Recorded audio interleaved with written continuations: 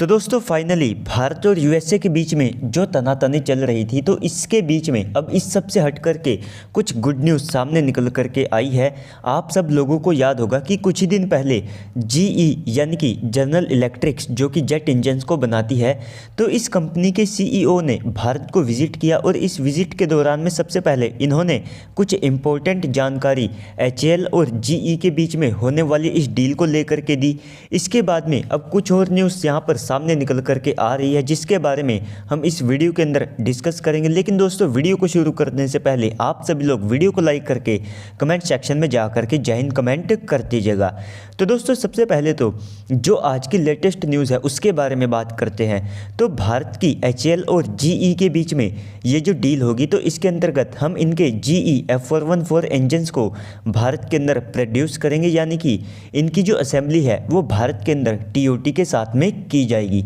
तो इस सब के चलते यहाँ पर काफ़ी सारी जो इंडियन प्राइवेट डिफेंस कंपनियां हैं उनको भी सिलेक्ट किया जाएगा, जिसमें सबसे पहले तो नाम यहाँ पर सामने आ रहा है मिधानी ग्रुप का। आप सब लोगों को याद होगा कि जो मिधानी ग्रुप है वे भारत के जो एरोनॉटिकल प्रोजेक्ट्स है तो उनमें काफ़ी ज़्यादा इन्वॉल्व हैं सब, चाहे वो फाइटर जेट्स के इंजन को लेकर के हो, चाहे वो एमका तेजस MK2 जैसे फाइटर जेट्स को लेकर के हो। तो ये जो कंपनी है ये हमारे इंपॉर्टेंट फाइटर जेट में काफ़ी ज़्यादा इन्वॉल्व है।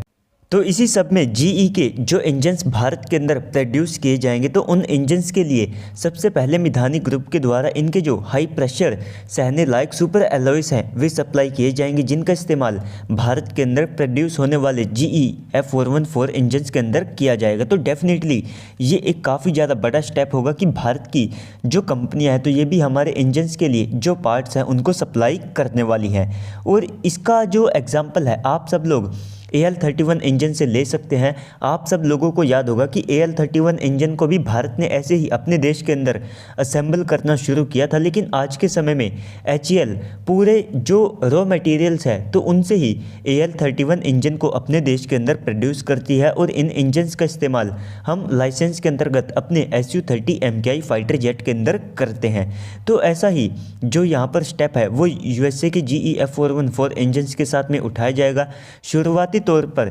40% जो इंडिजीनियस कंपोनेंट्स है उनका इस्तेमाल यहाँ पर किया जाएगा, यानी कि 40% के आसपास जो हमारे पास में स्वदेशी टेक्नोलॉजी है वो इस जेट इंजन के अंदर इस्तेमाल की जाएगी। हमारी जो कंपनियां हैं वे इन इंजन्स के पार्ट्स को अपने देश के अंदर यहाँ पर प्रोड्यूस करके इसके अंदर लगाने वाली है।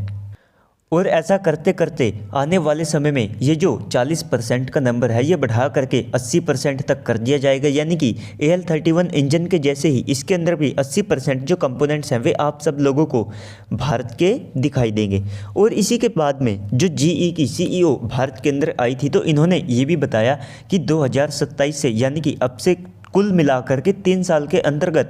ये जो जेट इंजन्स हैं ये भारत के अंदर प्रोड्यूस होना शुरू हो जाएंगे, जिनके बाद में इनका इस्तेमाल हमारे जो फाइटर जेट है जैसे कि तेजस MK2 और एमका और टेडी BF जैसे तो इनके अंदर किया जा सकेगा। और इसके अलावा हो सकता है कि जीई अपने एक्सपोर्ट पोटेंशियल को देखते हुए भारत से ही इन इंजन्स के जो एक्सपोर्ट है उसे भी यहाँ पर करे।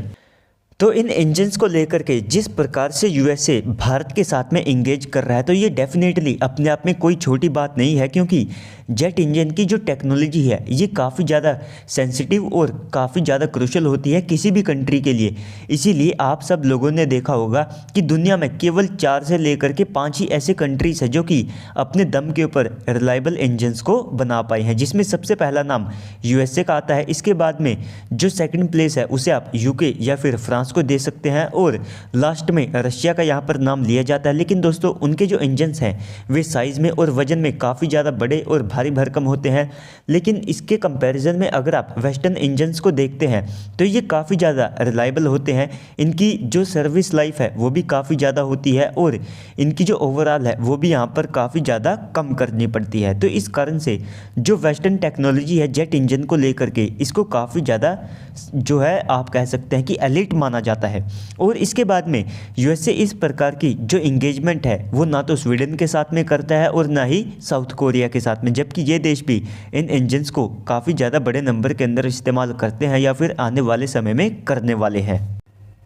तो दोस्तों ओवरऑल इस सारी पॉजिटिव डेवलपमेंट को आप किस पॉइंट ऑफ व्यू से देखते हैं, इसके बारे में आप नीचे कमेंट सेक्शन में बताइएगा। बाकी तो अगर आपको वीडियो अच्छी लगी है तो वीडियो को लाइक कर दीजिएगा। अगर आप चैनल के ऊपर पहली बार आए हैं तो प्लीज़ से चैनल को भी सब्सक्राइब कर दीजिएगा। तो चलिए दोस्तों, आज की इस वीडियो में इतना ही, मिलते हैं अगली वीडियो में, तब तक के लिए गुड बाय, जय हिंद।